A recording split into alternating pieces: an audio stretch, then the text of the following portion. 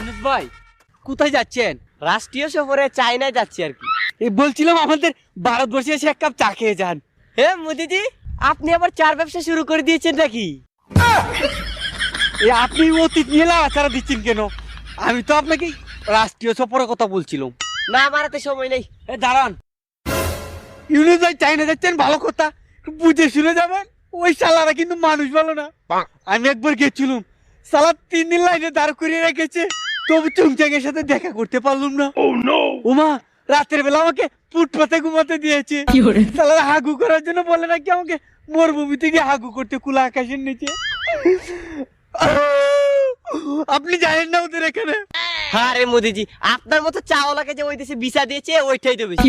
আমাকে দেখুন, আমি হলাম নোবেল বিজি, ওই দেশে জাতীয় ইউনিভার্সিটিতে আমার লেকচার আছে। শি জিনপিং তার মন্ত্রী পরিষদ নিয়ে এয়ারপোর্টে 3 দিন ধরে না খেয়ে অপেক্ষা করছে আমাকে রিসিভ করবে বলে। কোথায় আগরতলা আর কোথায় উগারতলা। হ্যাঁ, যাই এখন। শালা আজকে একটা নোবেল নাই বলে এত অপমান। এই শালা ভারতবর্ষের নাগরিকদেরকে এত করে বললাম তোরা কুলা ময়দানে হাগু করিস না, কুলা ময়দানে হাগু করিস না। না, পাতা মেলিয়ে কুলা ময়দানে হাগু করে দে। এই কুলা ময়দানে হাগু করার কারণে আজকে আমার নোবেল পুরস্কারের পথে বাধা হয়ে দাঁড়িয়েছে। শালা ভারতবর্ষ যদি এখন থেকে কুলা ময়দানে হাগু করিস, একদম পাতা কেটে দিব, আইন জারি করে দিব শালারা।